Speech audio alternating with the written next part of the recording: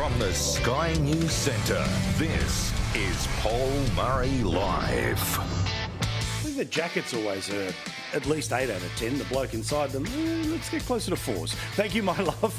And now, let's get straight into things this evening with, as we know, a perfect metaphor for how the world actually works. Now, we know, of course, that this government is all about pretending that they give us stuff or actually doing any of the things they could be doing to help your cost of living.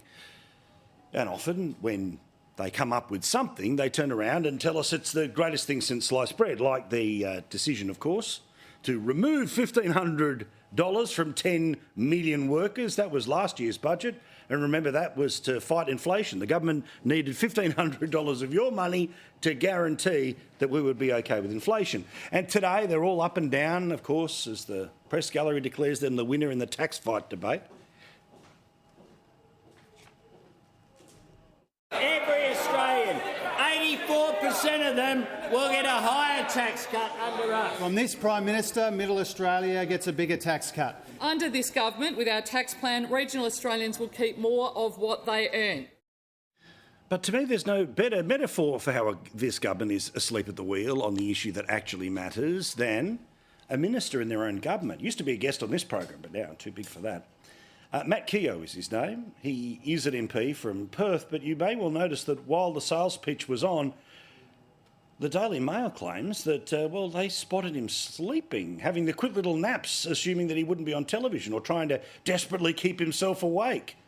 So we know they're asleep at the wheel, but now they're literally asleep in the Parliament. I look forward to the angry tweets and denials. But look with your own eyes and tell me whether he was fully into it or not. Now, I do get emails from time to time saying, Paul, why do you always start the show with something about cost of living? Well, the answer is because every poll has told us for as long as this government has been in power, and even before it, the number one issue in the country was cost of living and is cost of living. And the reality is that we've tried to find lots of different ways to tell the story of Australia right now, that Australians are doing it tougher than they have done probably in the best part of a generation, but for some people it's the toughest they've been in their lives. Now, there's lots of ways that we do this, including we try to always show you the data, not just give you the diatribe, not just to give you the blow-up. I want to show you the data. And quite often that comes from the Australian Bureau of Statistics, of course, information that comes from things like the census or economic data, but basically it is the official government data, and then many decisions are based off that data. And often that data is completely different than what they actually tell you, which is why we drill down and show you each and every night. It's why we talk about the fact that while the country, thanks to our exports, is not in a recession, we as individuals are living a per capita recession. As Chris Kenny pointed out last night, we are in a 3 quarters of, there's been 3 successive quarters of a per capita recession, i.e. the data that says that while the people in charge of things in Canberra might be able to have a number to buff up, the reality of what's happening here in Australia, not great. Some nights we turn around and show you how the government increases taxes that they could choose to stop or reduce if they were really serious about cost of living. Things like the petrol excise that we spoke about on the very day where the rest of the media was talking about potential savings if you bought a new car by 2028. I also know, by the way, we show that one bloke filling petrol almost every night. I do ask for different footage, but that's the one that we always get most nights. However, we also have discussed the endless decisions that happen when it comes to power prices. Now, the government says by next year you'll be down by $275, but the reality is no one believes that's going to happen. I was talking tonight with somebody who owns a pizza shop who was telling me about the literal thousands of dollars that they have to find on top of previous thousands of dollars they had to find to keep their job open. They've also got problems with their NBN at the moment, and they're being told that the NBN won't be fixed in their area till November. As she exacerbated to me over the counter, how hard is it to run a business? Well, we know this government's gone out of its way to make it hard as possible to run a business because the simple political maths is that there are always more workers than there are bosses. And then, of course, we have shown you the reality when it comes to home loans. That despite the fact that the media, generally speaking, talk about things as a little bit more or a little bit less each month, The reality is, compared to when interest rates were low before this government, you now have to find an extra $14,500 for a $500,000 loan. Most people have got one around $750,000, so they're having to find an extra $21,000, and so on and so on. We try to find different ways to tell the story, including last night, when I held up my very own version of Bundaberg rum. 63% of that bottle is tax.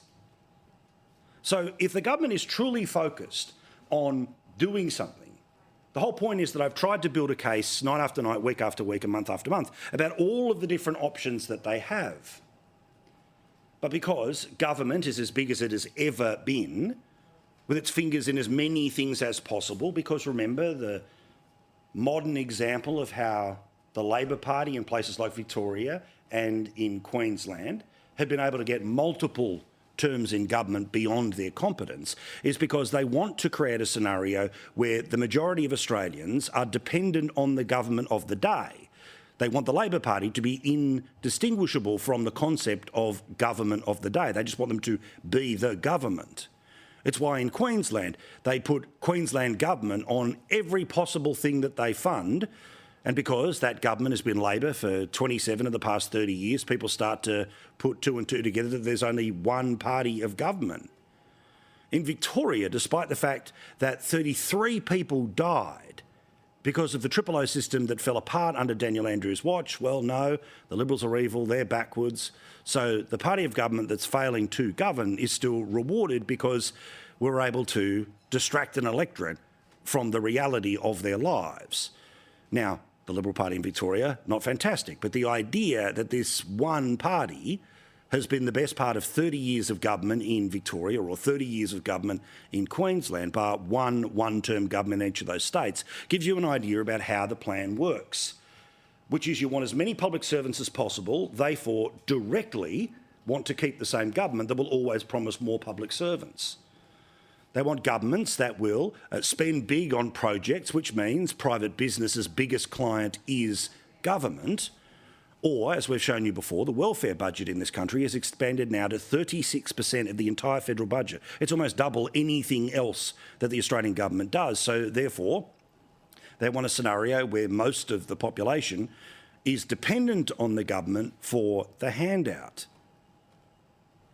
Now, this is something that Labor has long done. It will attempt to do in this term. If it's pushed into minority government, it will go even further into that when they are being told what to do by the Teals and the Greens.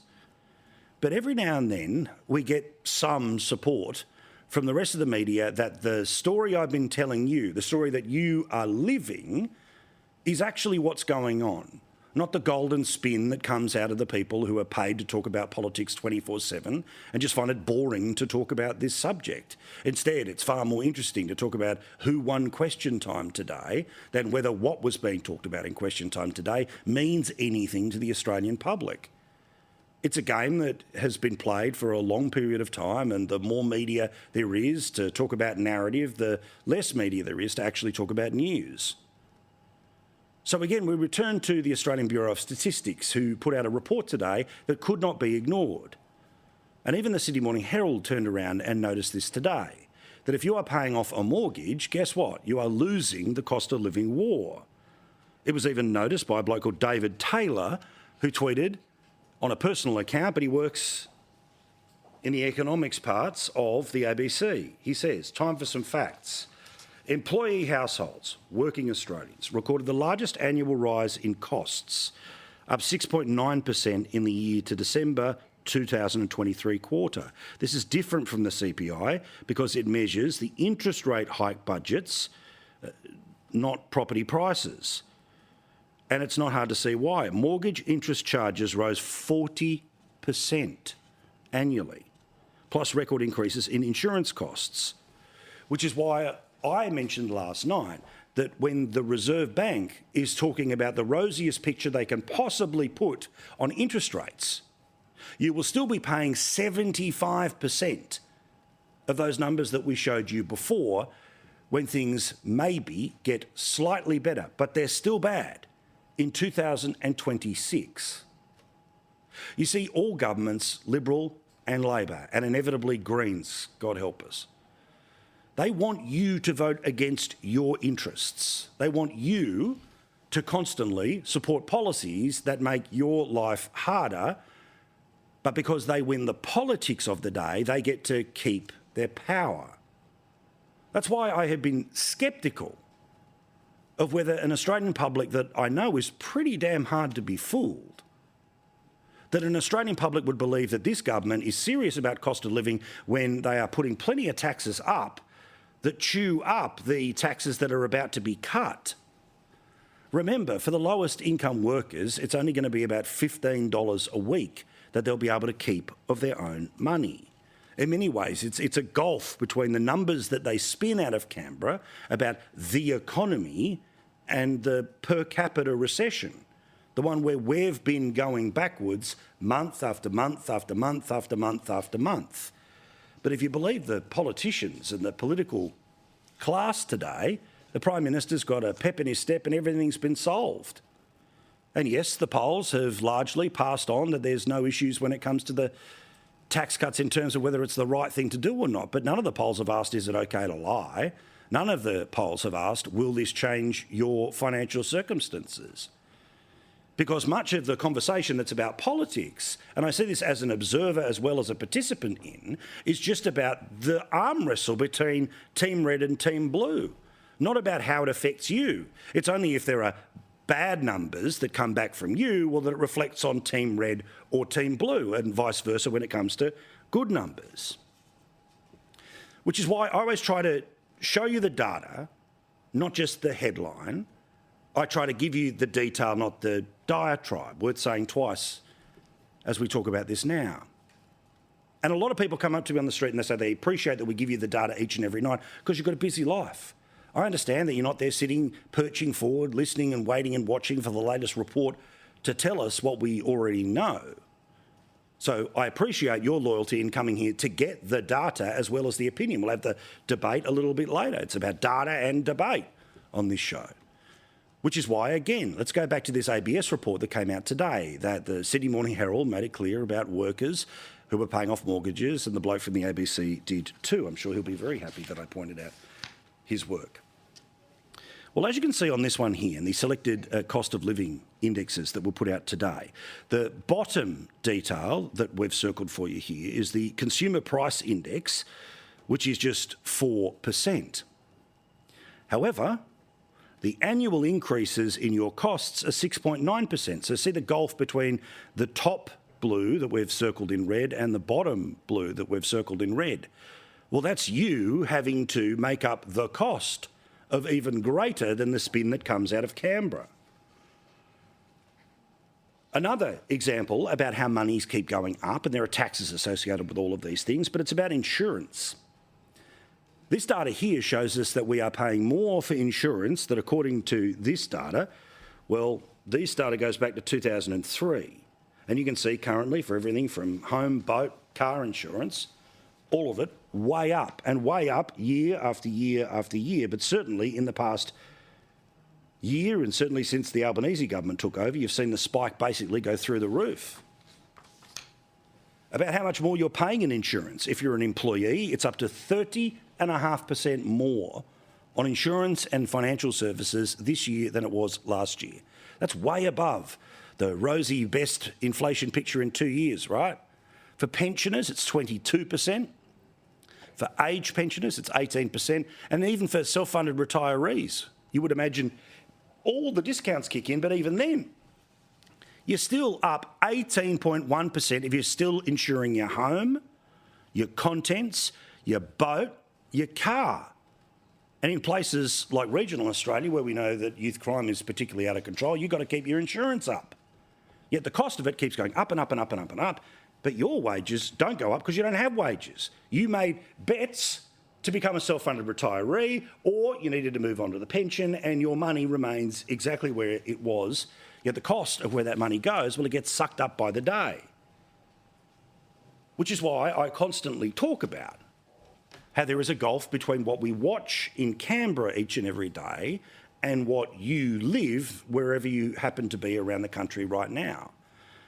You see, if you believe, again, the political people, the Prime Minister's got the pep in his step and he's got his groove back and he's right back where he was when he was the Morrison destroying machine of 2019 and 2020 and 2021 and the bloke who won in 2022. But the reality is that this is a guy who has come up with a thing that he's able to say is the solution to cost of living. That's what his MPs were being told, the solution to cost of living. But of course, the reality was that if you are one of the people most affected by cost of living, somebody trying to pay off a house or somebody who is a lower income worker, it's not even a bucket to fight the bushfire of inflation, of cost of living. But literally because the arm wrestle between Team Red and Team Blue is being won slightly today by one side over the other, then somehow people think that that's how you are taking it in the real world. Well, I would disagree. For their part, the opposition was trying to deliver the picture of the real world to bust the BS bubble in Canberra today. Under this government, Australians are paying on average $8,000 a year in additional costs. People with a mortgage are paying $24,000 a year. They're worse off. Energy costs are up by $1,000 and food prices are up nearly 10%, Prime Minister. Before the election, the Prime Minister promised a $275 reduction in energy prices. No changes to super taxes, no changes to franking credits, cheaper mortgages and no changes to bipartisan tax policy. The Prime Minister has broken every one of these promises. Now, obviously, a federal election is longest case scenario in the first part of 2025. The earliest it can possibly happen is in August of this year, which is why the tax cuts, well, as small as they are, they come in on the 1st of July. My suggestion, my bet, my inclination, me waters if you will, is that the $1,500 they took off you last year, they'll give back to you this year. And if there is the chance of an interest rate fall, even ever so slightly, despite the fact that the best case scenario by 2026 is you're still paying 75% of what you're paying right now, which of course is way higher than it was before they became the government, that Australia will fall to its knees and thank a wonderful government for doing its bit, despite the fact that, as I've shown you, how many levers they don't pull. But it is going to be really fascinating to see whether the spin that comes out of the political media complex is enough to actually get people to overlook their own circumstances, to reward a government that took money off you last year, increased taxes on you this year, and best case scenario for low-income earners is giving you $15 a week back. It's that Dunkley by-election. Now, the margin is 6%. Meaning there'd have to be a pretty significant number of people that are going to change their mind this year compared to 2 years ago.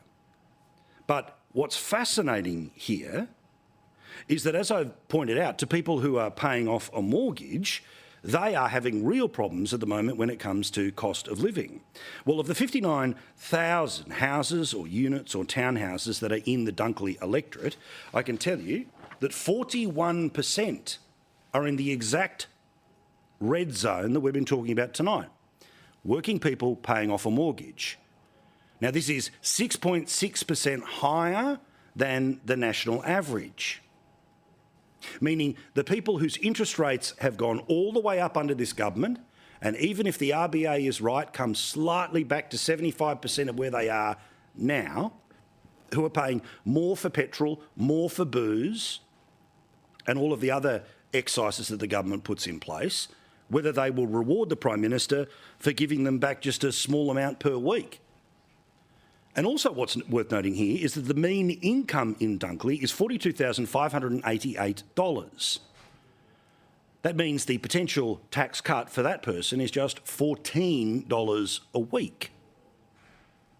We will see whether they reward Labor for the spin that they are trying to help rather than the reality that what help they are offering is not enough.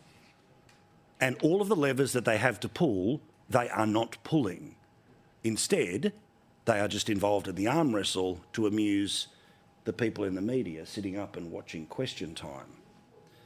The people in the media who have shown that even when this week petrol taxes went up, they reported on spin about new cars that if you buy them may save you $1,000 in petrol in 2028.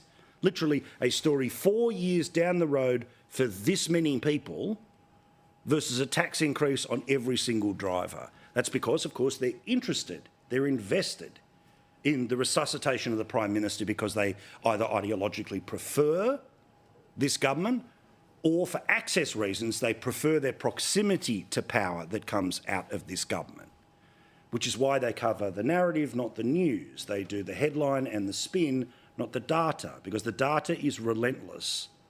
That Australians have been in trouble for some time. It gets worse, and even if it got better, when it comes to interest rates, it'll still be 3/4 of what you are currently paying now in 2026 and beyond. Now, today is International Women's Day. Now, I don't have a ribbon because why would they dare send one to anyone here at Sky News? We couldn't possibly support women. Well, you all know that's BS. And the Prime Minister attended one of many functions, a breakfast, which was taking place in Canberra today. Now, I don't have a problem with International Women's Day. I don't say, well, where's International Men's, all that crap, right? We all know what the issues are that are difference between the sexes, and certainly when it comes to the issue of people who abuse their partners, let's be nice and clear. As we have said on this show for as long as I have had this show, if you abuse your partner, you are a bastard. You are as low as it gets, and the men who I know, who you know, would die for the people in their family rather than attack the people in their family. But there are levels of domestic violence that are too high. Why? Because any of it exists, let alone the number of people who end up being killed in domestic violence incidences. Now, I know that there are male victims as well, but the focus on International Women's Day is, of course, women. But I've got to say there was a comment in particular that the Prime Minister made to this breakfast today that didn't seem to have a lot of science behind it, and I found kind of offensive. Not because I traditionally sit here and pass over the problems with the Prime Minister, but just as a bloke, I found it offensive. Here's part of what he had to say. Indeed, even nations that lead the world on measures of gender equality are dealing with their own shocking rates of violence. Some of it, in the cruelest of ironies, occurring as a reaction to the progress being made. Male partners using violence to try and reassert some sort of imagined authority. This is why addressing family violence cannot begin and end with efforts to achieve gender equity or economic equality. We have to go deeper than that. I apologise. It is not International Women's Day, but this was a UN-sponsored United Nations breakfast for women. I apologise to the fact checkers. However, what is important to note here is what the Prime Minister has just said to you is that part of the dynamic of people assaulting their partners, or worse, is because it's a response to the wider community trying to get better on gender relations. I don't know what the science is behind that statement. And yes, I know that blokes always have to police other blokes, but police other blokes we do. Now, that doesn't not mean that there's going to be no examples of something getting out of control. At some point, there are people who know it is illegal to do things to their partner or their family, but they still do it. They don't care what the consequences are. But for the wider Australian public who the Prime Minister represents and is talking to in that scenario, I kind of find it weird, the idea that there's some sort of attacker waiting to jump out of the men of Australia. I repeat, I would die for the women in my life, and not just my wife and kids. There's not a bloke I know that wouldn't do the same, not just say, but do the same thing. And in any scenario where I know somebody is a victim, I help get them out of that situation. That's the reality of most Australian blokes. Yet in speeches like this, in rooms like that, you can't say things like that. Instead, you have to turn around and say what the Prime Minister did. And I find it a bit odd. We'll talk about that with Bronwyn Bishop and with Joe Hildebrand straight after the break here on Paul Murray Live.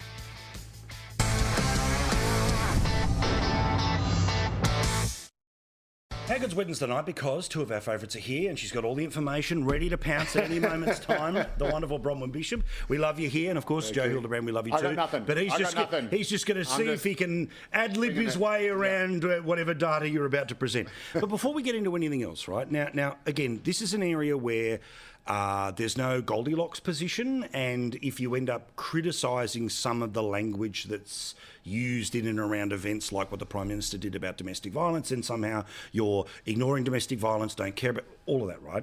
But I repeat what I said before the break, after the break, which we would all agree with, which is the men that I know would die for the women in their life, right? Legit, 100% die, right? And that is my mates, my brother, like my dad, like all of that, right? And any opportunities that we've seen to help somebody out who's in a difficult relationship, all of us to some degree, financially, directly, advice, whatever, have tried to pull people out of those relationships.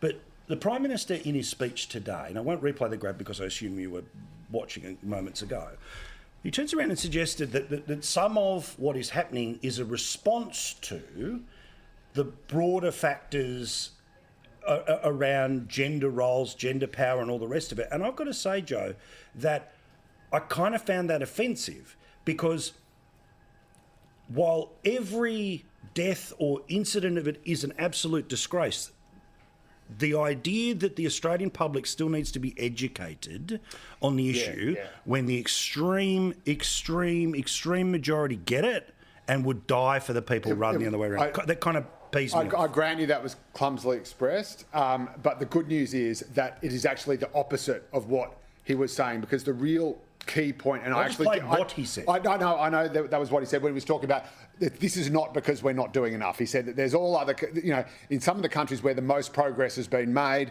there's actually been rises in domestic violence, and ironically, this is in some instances could be a pushback to women having more rights. But that is not the thrust of what he said. The thrust of what he said is actually something that I have been saying for years, and I have been attacked from the left for years, which is that there are very specific cohorts, there are very specific types of men, types of communities who are more likely to either commit domestic violence or to have higher levels of domestic violence. And this is exactly what he said. And I quote, "We need to put the focus on prevention, and we need to do that in new ways, concentrating our efforts on perpetrators, intervening early where there is higher risk, whether it's because of people are facing financial or health stress or alcohol or drug issues, as well as proactively engaging with children who have been exposed to violence." Now, this is the opposite of the hashtag not all men. This is a men problem. It's men doing this to women. Joe, this is toxic masculinity. This is him saying we need to do it in a way we have not done before, which is target the highest risk areas. Joe, that is lowest socioeconomic, and that is Indigenous communities. I agree. I'll give you a go, Joe, but what makes that a wrong statement that he cares is that he has refused point blank to have the investigation that Jacinta Price has moved for to look at Aboriginal communities, where the violence is hideous, and in those communities there are no successful women that have challenged the manhood of the people who are hitting them or stabbing them or doing whatever. The fact of the matter is he's making it up. He's got no intellect. No, he's actually following the data. No, he's not. The data. He is not. And he said he didn't need an inquiry because we know what the problems are. If he had any concern at all, he would not have voted against the motion that Jacinta Price moved in the Senate to get that inquiry. But we have that data. That data is out there for anyone who wants to see it. Yes, it is. And the Australian Institute of Health and Welfare. It is out there. We know rates of domestic violence. But when they make a domestic violence ad, we know who they're going to cast as the assailant, right? It's going to be the bloke in the footy shorts, and with the idea that it's sort of some version of the guy from the 1970s who's still rocking around, as opposed to making specific ones for specific communities. This is what he's saying. These generic. Let's see where we are in 12 months. This is what he's saying. We have to do it in a new way. Let's see where we are in 12 months. And target the particular high-risk areas. I was there. I was the one who broke the news of the first, during the Rudd government, their first big broad ad campaign, crossing the line, don't cross the line. And it went on and on and on. Governments of both stripes of doing it. They've tried to make it a male versus female problem. And in fact, as we know, it is a chronic substance abuse, unemployment, lack of education, There health are lots problems. of people who have It is all those these problems who do not beat up women or kill them. There are plenty, but we know that in areas where those problems are higher, the rate of domestic violence But is this is just a skyrocketing. speech It's he's higher. made to get around it. There is no He's mentioned those substance. factors particularly. No, there's no He's spelled substance them to out. what he says when he has refused point blank and told his senators to vote against that inquiry. Because he says, All right, let's talk about. Okay, guys, we please. need to stop it. Let's talk about the right to disconnect stuff that has been playing out today. Now, again, I was watching this and I sort of have heard business groups and lots of people turning around and talking about what the potential consequences, how terrible they all are, and all of that's correct, right? But the politics behind this is because more people are employees than there are bosses, and let's be honest, most people don't like their job. Right, I'm lucky I got the best one in the world, the dream one here, right? So where this policy stands, which, yes, Bronwyn is absolutely in service of unions and all the rest of it, but a very, maybe not most, let me just say a very significant minority of people, they hate their work, they hate their job. They don't want to do it. They have to do it because that's the only thing they do to put the food on the table, right? So they believe, I don't want the email, I work start to finish and that's it. And I'm saying that what was interesting here is this started out as fines for bosses, and then the reality of many employment scenarios is you're going to get an email or you're going to get a phone call outside of hours. They went, oh, we're not going to fine every business in the country, so we're just going to put in a thing where maybe you go to Fair Work. There's always more devil in the detail, and I have a feeling that we're kind of debating the distraction, not the actual bill. Well, the whole of industrial relations legislation that's gone through was distracted by the voice. It was not examined. And I've told you before, I went to those lectures I have to do to keep my practicing certificate, and the legislation is so complicated that people who are really informed can't tell you what it means until there's some case law. So this third tranche is even worse. So, yes, we're talking about this, but what a nonsensical thing to say. In an era when everybody wakes up in the morning and looks at their phone, you're connected to your iPad or your telephone or your whatever. Doesn't matter whether you like your job or not like your job, you still got your nose in the phone, and the younger generations come through, can't live without it. Yeah, correct. So what a load of rubbish. What a load of rubbish. The Minister for Unions really obviously got pinned by someone that he wants a favour from. Well, but also it's this, correct, but also it's this scenario where you can't have it both ways. You can't have ultimate connectivity to your friends while at work, yes, and then when you're at home with your friends, no talk from the boss. Like, because there's plenty of social that melds in while people are doing this, they're doing that as well. Yeah, and they want to work at home as well. Correct. I mean, what a nonsense. I think this has got the best of intentions, and I think there is. Oh, Joe, it hasn't. I think it is done with genuine good intentions, but Why it's would going you to be think that, Joe? It's going to be so fraught because I was talking Where's to someone. the good intention? I was talking to someone on the weekend. He's saying it's a bad idea. Well, no, I'll just say the opposite. You could argue with that if you want. But so I was talking to someone on the weekend. We're talking about we're obsessed with schools and everything at the moment, and trying to see where our kids going and everything. Blah blah blah, and someone said that they sent an email. They just thought of something that they wanted. They realised they need to do. They didn't want to forget. They sent an email to a teacher, one of their kids' teachers, quite late in the evening, and said, "I'm so sorry. I don't want you to answer this now at all. But I'm just writing it while I'm doing some work and while I think of it. Blah blah blah blah blah. No rush whatsoever. Please, we love you. You're doing a wonderful job. Blah blah blah." And of course, 2 minutes later, he's amazed that he gets a reply from the teacher like straight away. And it's kind of one of those things where is the teacher, technically that person's not the teacher's boss, but a parent of a child at a school. I think it was a private school where he's paying the fee. Joe, so we live in an age of is. connectivity, and you would expect it, and it goes on all the time. That's right. So would you then say, all right, well, parents can't contact teachers outside of 9 to 5? Yeah. Do you get to... But see, I think I've worked out, I'm trying to play, I'm trying to think in the mind, not of the person playing 4D chess, but, playing sort of one-dimensional Connect 4 here, right, which is Tony Burke.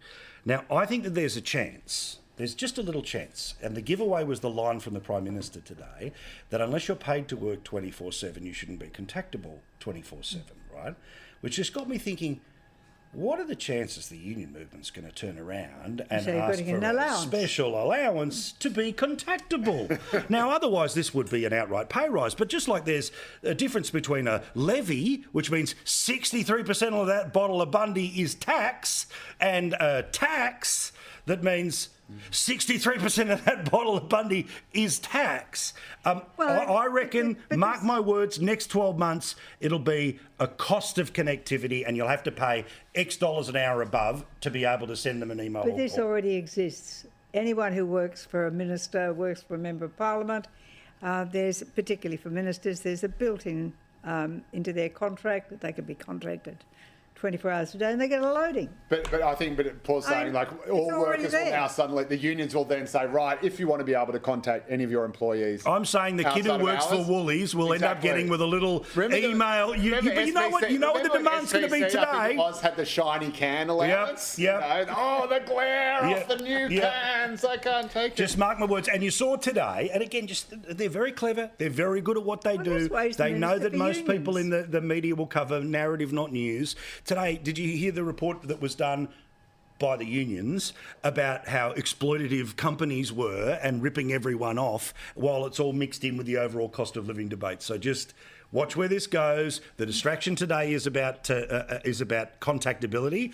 The claim later down the track will be, well, it's in the law, and if you want to go around the law, you'll have to pay for the privilege. Hang on a minute. I think me and my wife both work for the same, because we're contractors, we both work for the same family company.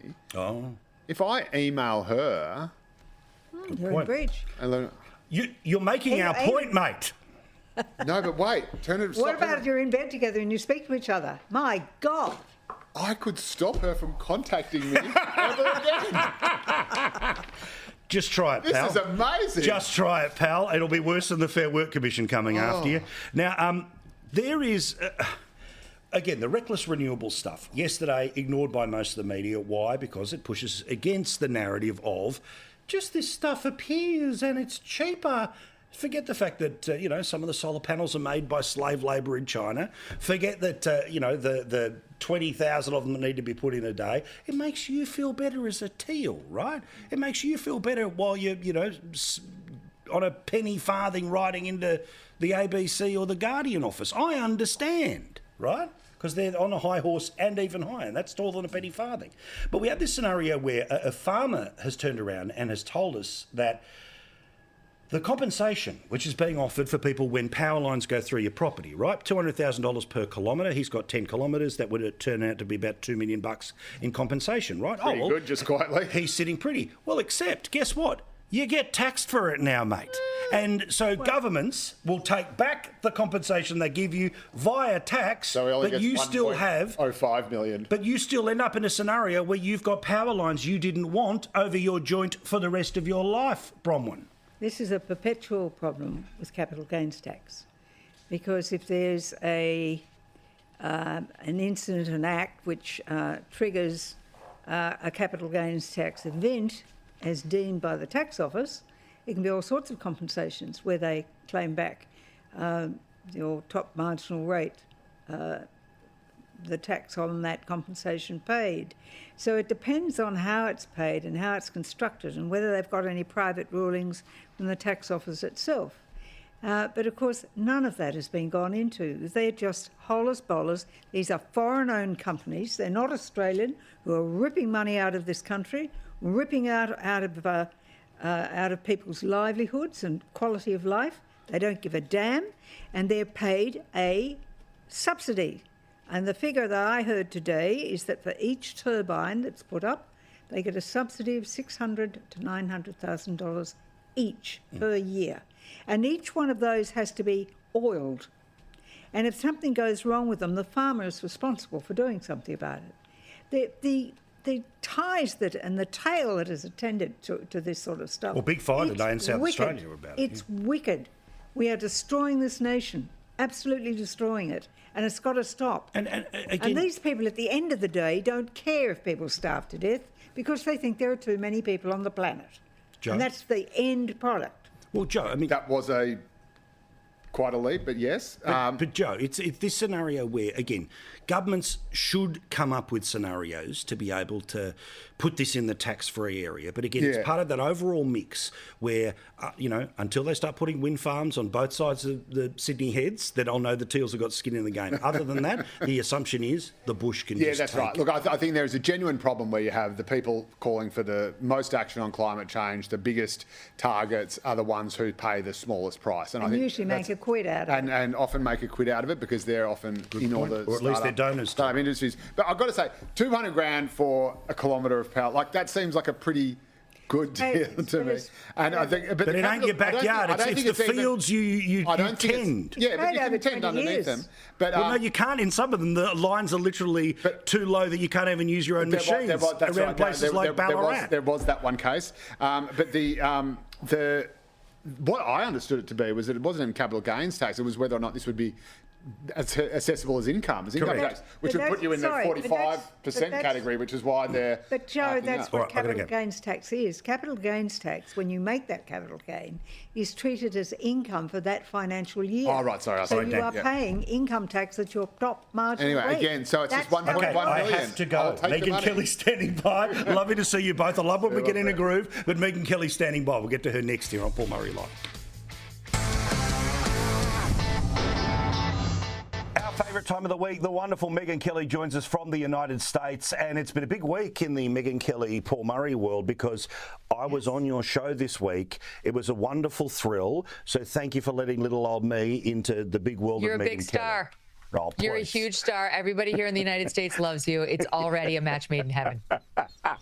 Excellent, excellent. All right, so funnily enough, a federal court has concluded that Donald Trump is human and is fully accountable under the law. There is no magic immunity that means because I was president, when I was president, I can never face trial, which now means we're off to the races in multiple trials and dates will soon be announced. Yeah, that's right. So this is the expected ruling, and frankly, it's the right ruling. You know, he was kind of arguing he could do whatever he wanted in the office of the presidency and never be held accountable for it. And this court that ruled against him said, you argued exactly the opposite when you were being impeached. You said that I shouldn't be impeached because if I've broken the law, I will just face criminal prosecution when I leave office. And now you're arguing kind of the opposite, and we see right through you.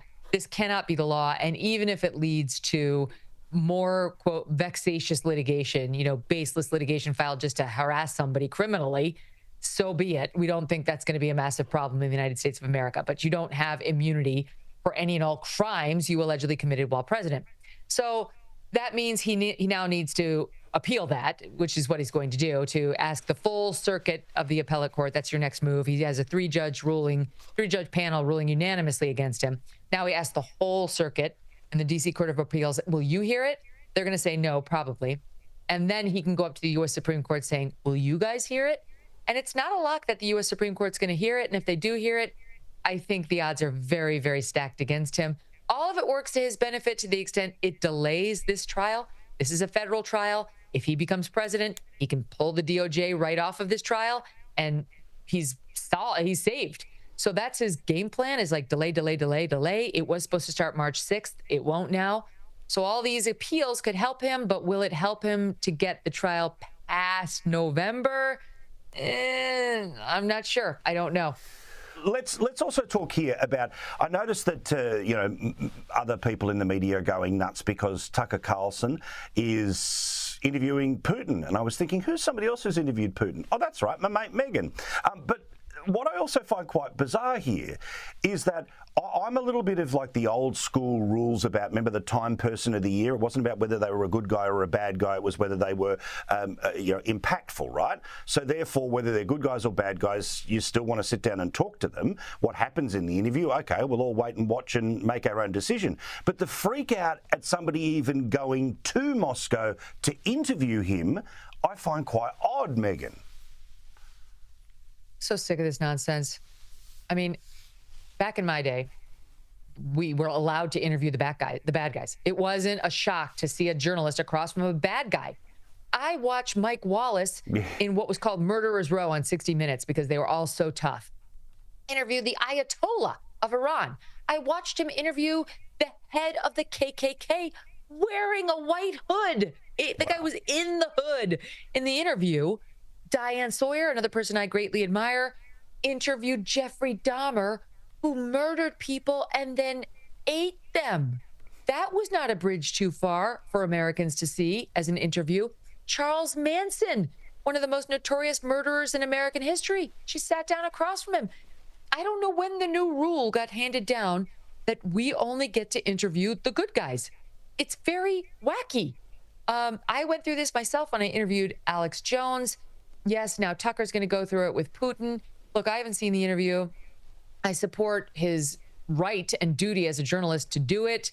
If he's not tough, if he doesn't ask him tough questions, he'll be excoriated, rightfully so. That's a duty he has. He shouldn't drop that ball. But let's just wait to see what the interview looks and sounds like before we dismiss it as partisan hackery or some sort of ethical breach or some betrayal of the country. But also, and look, the actions of the government is always different than the actions of the people.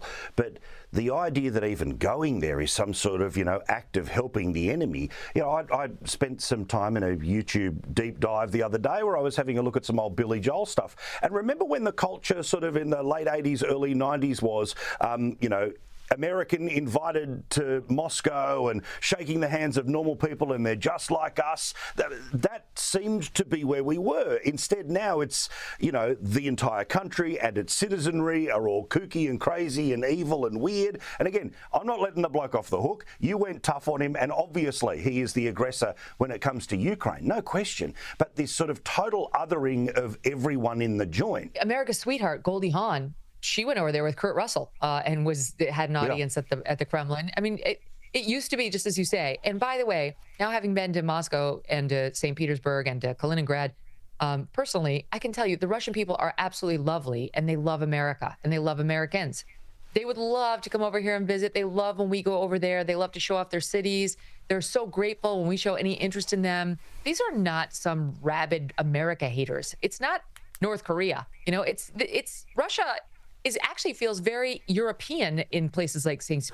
Petersburg, which is really like, it looks like Venice. If you've never been, it's like Venice. It's got a bunch of canals. It's got beautiful waters. It's just absolutely lovely. St. Petersburg and the castle, all the stuff.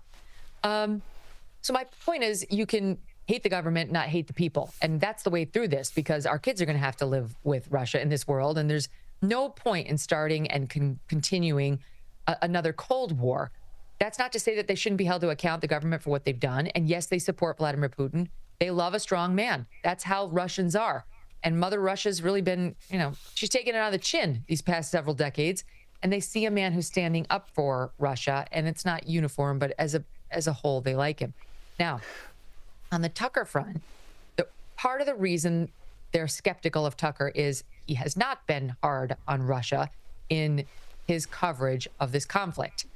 He's been, if anything, defensive of them. And so I think people are expecting him to do a very flattering softball interview that will further the narrative that people feel they've heard from Tucker, which is very defensive of Russia and very hard on Ukraine. And so they're anticipating hating it. Now, okay, that may be a problem with the interview. It may not be. Let's wait to see. Crazy thought. Let's wait to see how he does. And maybe if he asks him some tough questions, it'll be a real opportunity for us to learn something about, I'm going to be honest, the whole thing will be propaganda on Putin's part. But so I'm not going to say what he's actually thinking, but what he wants us to think, which is also interesting. Thank you very much, Megyn. We love you. We'll see you next week. Bye. See you soon.